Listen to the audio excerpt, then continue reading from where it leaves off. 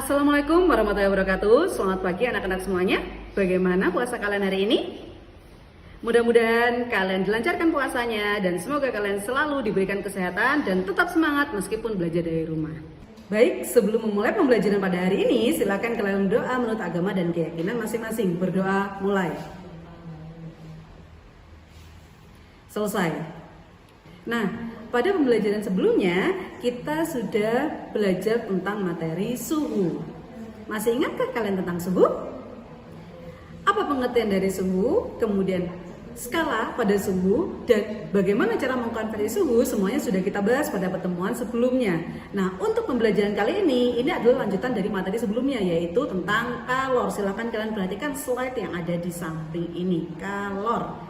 Nah, kita flashback lagi di materi pembelajaran kalian kelas 7 waktu itu. Jadi, dulu di kelas 7 kalian sudah pernah mendapatkan materi suhu dan kalor. Untuk kali ini, Bolis akan mengingatkan kalian kembali dan menggali informasi yang sudah kalian dapatkan sebelumnya terkait dengan materi kalor. Masih ingatkah kalian tentang materi kalor? Apa sih pengertian dari kalor? Kemudian bagaimana cara menghitung kalor? Dan apa saja bagian-bagian dari kalor? Nah, itu yang akan kita bahas pada pertemuan kali ini. Kira-kira dari kalian masih ingat atau tidak terkait dengan materi kalor? Nah, mudah-mudahan dari kalian semua masih ada yang ingat ya terkait materi kalor. Nah, untuk yang pertama yang akan kita bahas adalah pengertian dari kalor. Silakan kalian perhatikan slide yang ada di samping. Di samping ini adalah pengertian dari kalor, di mana kalor itu adalah suatu bentuk energi yang diterima atau dilepaskan oleh sebuah benda. Kalor juga dapat berpindah dari benda yang bersuhu tinggi ke benda yang bersuhu rendah ataupun sebaliknya. Nah, itu adalah pengertian dari kalor. Ingat, kita flashback ya, boleh hanya mengingatkan dan mereview kembali apa yang sudah kalian dapatkan di kelas 7 waktu itu. Jadi kita tidak terlalu dalam untuk menjelaskan materi atau memperdalam materi terkait dengan kalor. Kalor. Yang pertama yang harus kalian tahu terkait dengan kalor itu adalah simbol dari kalor, di mana kalor itu disimbolkan dengan huruf Q besar. Ingat, kalor itu disimbolkan dengan Q besar, di mana satuan dari kalor itu adalah joule.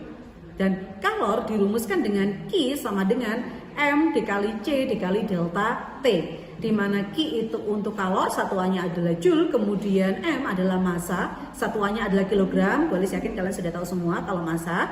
Kemudian C itu adalah kalor jenis benda, satuannya adalah joule per kilogram derajat Celcius. Kemudian delta T itu adalah perubahan suhu atau derajat Celcius. Di mana ketika kita belajar perubahan suhu itu berarti delta T sama dengan suhu akhir dikurangi suhu awal. Misalkan dalam sebuah kasus diketahui bahwa suhu awalnya itu adalah 20 derajat Celcius, kemudian suhu akhirnya adalah 80 derajat Celcius, otomatis berarti delta T-nya adalah 80 dikurangi 20 sama dengan 60 derajat Celcius. Nah, itu adalah cara untuk mencari delta T. Untuk lebih memudahkan kalian mendalami materi terkait dengan rumus yang tadi sudah Bolis berikan atau sebelumnya Bolis berikan, silakan kalian perhatikan contoh yang ada di samping. Nah, ini adalah contoh atau permasalahan yang berkaitan dengan kalor, di mana di situ ada contoh soal. Yang pertama, air sebanyak 2 kg bersuhu 40 derajat Celcius akan dipanaskan hingga mencapai suhu 70 derajat Celcius. Jika diketahui kalor jenis 4186 Joule per kilogram derajat Celcius, berapakah kalor air diserap oleh air tersebut atau kalor yang diserap oleh air tersebut? Nah, jika kalian menjumpai soal seperti ini, jangan lupa ketika kita belajar ilmu fisika, ingat mengerjakan pertama kali yang harus kalian lakukan adalah diketahui, ditanya, dan dijawab. Ingat, diketahui, tanya, jawab. Yang pertama, ketika kita memecahkan permasalahan seperti ini adalah diketahui terlebih dahulu. Diketahui dalam soal ada apa saja. Nah, di situ ada massa. Massanya berapa? 2 kg. Kemudian ada delta T atau perubahan suhu, di mana di situ ada suhu awal dan ada suhu akhir, di mana suhu awalnya itu adalah 40 derajat Celcius dan suhu akhirnya adalah 70 derajat Celcius. Delta T-nya ditemukan sebesar yaitu 70 dikurangi 40 derajat Celcius sama dengan 30 derajat Celcius, dan besar kalor jenis benda adalah 4186 Joule per kilogram derajat Celcius. Itu adalah untuk yang diketahui. Kemudian selanjutnya adalah ditanya. Apa sih yang ditanya dalam soal? Yang ditanya dalam soal adalah kalor yang dilepaskan. Berarti yang ditanya adalah Q besar. Dijawab. Kita masukkan rumus yang tadi sudah kita pelajari. Q sama dengan M dikali C dikali delta T. Sehingga M-nya adalah 2 kg, kemudian C-nya adalah 4186 Joule per kilogram derajat Celcius dikali 30 derajat Celcius, sehingga besar kalor yang ditemukan atau yang dilepaskan adalah sebesar 251.160 Joule. Nah, itu adalah cara menyelesaikan soal yang berkaitan dengan kalor. Ingat, rumusnya adalah Q sama dengan M dikali C dikali delta T. Selanjutnya yang akan kita bahas adalah bagian-bagian kalor, di mana kalor itu ada bagian-bagiannya tersendiri, di mana bagiannya dibagi menjadi 3. Yang pertama ada kapasitas kalor, yang kedua ada kalor uap, yang ketiga ada kalor lebur. Jadi ingat, ada 3, kapasitas kalor uap, dan kalor lebur. Yang pertama yang akan kita bahas adalah kapasitas kalor. Yang pertama adalah kapasitas kalor, di mana kapasitas kalor itu dirumuskan C sama dengan Q per delta T, atau bisa juga C sama dengan M dikali C. Dan Bu Elis mau tekankan, untuk kapasitas kalor itu satuannya adalah C besar. Ingat, kapasitas kalor satuannya adalah C besar. Nah, untuk dari rumus tadi, keterangannya adalah C besar itu sama dengan kapasitas kalor atau satuannya adalah Joule per derajat Celcius. Kemudian Q sama dengan kalor, satuannya adalah Joule. Kemudian delta T adalah perubahan suhu, satuannya adalah derajat Celcius. Dan untuk M itu adalah massa, satuannya adalah kilogram. Dan untuk C kecil itu adalah kalor jenis benda, satuannya Joule per kilogram derajat Celcius. Nah, jadi kalian harus bisa membedakan antara C besar dan C kecil. C besar itu untuk kapasitas kalor dan C kecil untuk kalor jenis benda.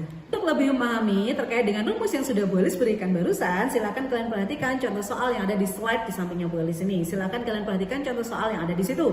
Berapakah kapasitas kalor benda yang dipanaskan pada suhu 30 derajat Celcius menjadi 80 derajat Celcius bila kalor yang dimiliki sebesar 2000 Joule. Nah, ingat, dan selalu Bu Elis ingatkan bahwa ketika mengerjakan soal yang berkaitan dengan perhitungan dalam pelajaran IPA atau berkaitan dengan soal fisika, silakan kalian menuliskan dengan diketahui, ditanya, dan dijawab.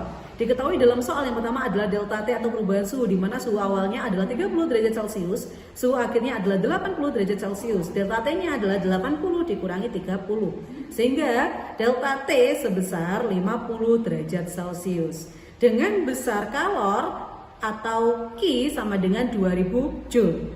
Itu adalah yang diketahui dalam soal. Kemudian yang ditanya adalah C besar atau kapasitas kalor. Dan silakan setelah itu kalian jawab saja, di mana rumusnya adalah C sama dengan rumusnya adalah C sama dengan Q per delta T, di mana Q-nya itu adalah 2000, kemudian per delta T-nya adalah 50. Jadi hasilnya adalah 40 Joule per derajat Celcius. Nah, ini adalah penyelesaian yang berkaitan dengan soal kapasitas kalor. Yang kedua adalah kalor uap, di mana kalor uap itu dirumuskan dengan Q sama dengan M dikali U, di mana sudah kalian tahu bahwa Q itu adalah untuk kalor, satuannya adalah Joule, kemudian untuk M itu adalah massa, satuannya adalah kilogram, kemudian U itu adalah untuk kalori atau kalor uapnya, satuannya adalah Joule per kilogram. Nah, itu adalah rumus dari kalor uap. Mudahkan kalian memahami rumus yang sudah Bu Elis berikan barusan, silakan kalian perhatikan contoh soal yang ada pada slide di samping. Nah, ini adalah contoh soal yang berkaitan dengan kalor uap, di mana di situ ada soal suatu zat cair memiliki massa 80 gram. Untuk menguapkan seperempat zat cair tersebut memerlukan kalor sebesar 17 kJ. Tentukan nilai kalor uap zat cair tersebut. Nah, jangan lupa diketahui, ditanya, dan dijawab jika kalian ingin mengerjakan soalnya. Nah, yang pertama yang diketahui dalam soal itu adalah massa. Massanya itu adalah 80 gram. Ingat, satuannya di sini masih dalam satuan gram. Jadi kalian harus mengkonversikan satuan dulu ke dalam satuan internasional atau satuan bakunya. Berarti kalian harus mengkonversikan dulu menjadi satuan kilogram. 80 gram menjadi kilogram adalah 0,08. Tapi yang ditanya di sini adalah seperempatnya. Berarti seperempat dari 80 gram adalah 0,02 kilogram, atau enggak? Seperempat kali 80 gram sama dengan 20 gram. Silakan 20 gram kalian konversikan menjadi satuan kilogram, hasilnya adalah 0,02 kilogram. Kemudian yang kedua yang diketahui adalah Q-nya adalah 17 kJ.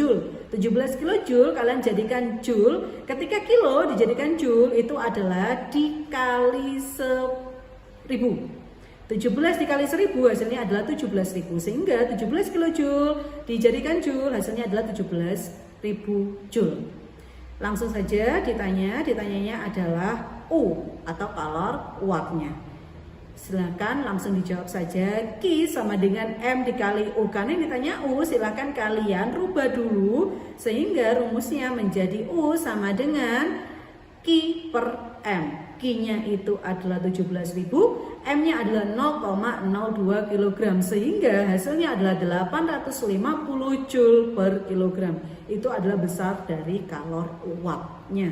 Tiga yang akan kita bahas adalah kalor lebur, di mana kalor lebur dirumuskan dengan Q sama dengan M dikali L, di mana Q itu untuk kalor satuannya adalah Joule, kemudian M itu untuk massa satuannya adalah kilogram, dan L itu untuk kalor lebur satuannya adalah Joule per kilogram atau kalori per gram. Ingat ada dua satuan, bisa Joule per kilogram atau kalori per gram. Lebih memudahkan memahami materi atau rumus yang sudah diberikan, silakan kalian perhatikan slide yang ada di samping ini adalah contoh soal yang berkaitan dengan kalor lebur, di mana contoh soal di situ adalah es bermassa 150 gram berada pada suhu 0 derajat Celcius, dipanasi hingga seluruhnya melebur menjadi air yang bersuhu 0 derajat Celcius.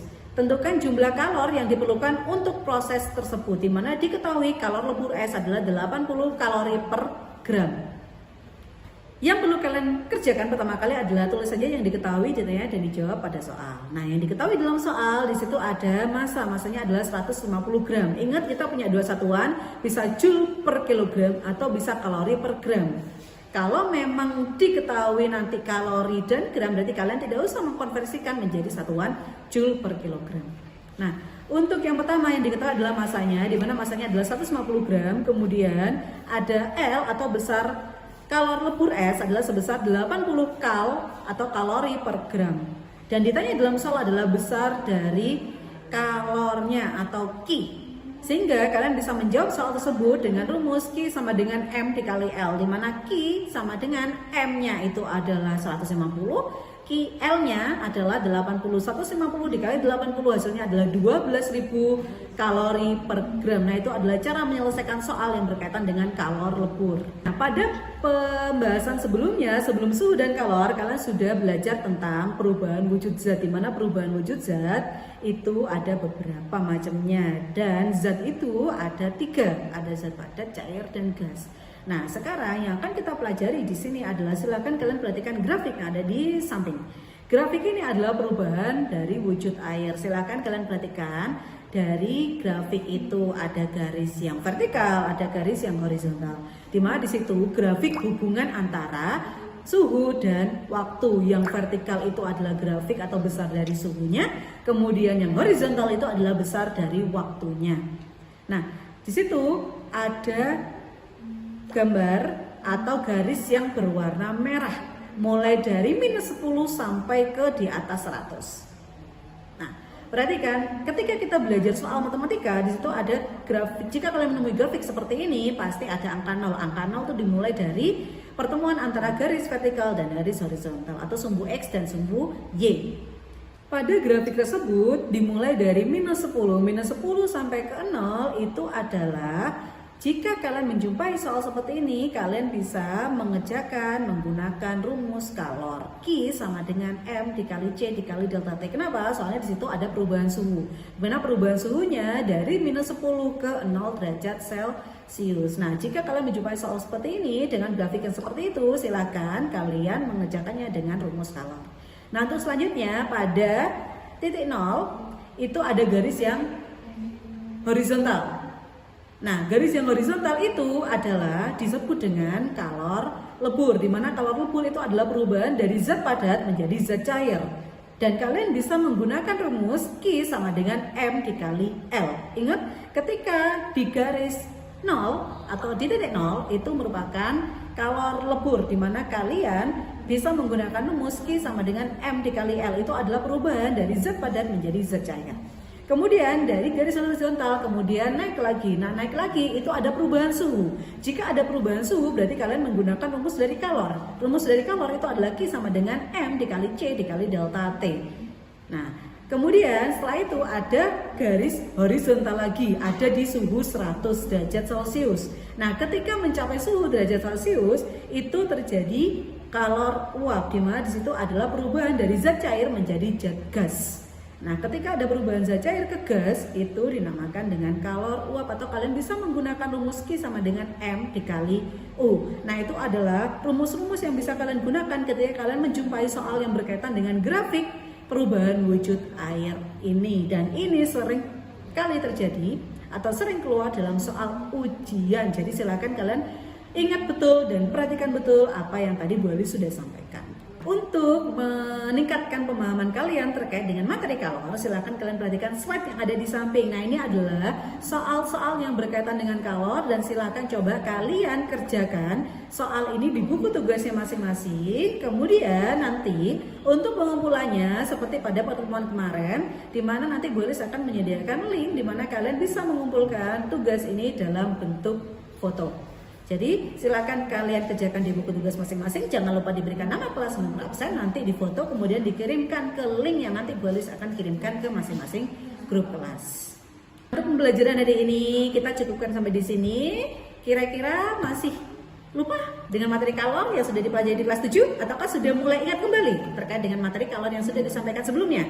Nah, mudah-mudahan apa yang kalian dapatkan hari ini bermanfaat untuk kalian dan kalian bisa menyelesaikan persoalan atau permasalahan yang berkaitan dengan kalor jika kalian nanti menjumpai soal kalor pada ujian kalian. Oke, tetap semangat dan semoga lancar ibadahnya. Boleh saya sampai di sini. Wassalamualaikum warahmatullahi wabarakatuh.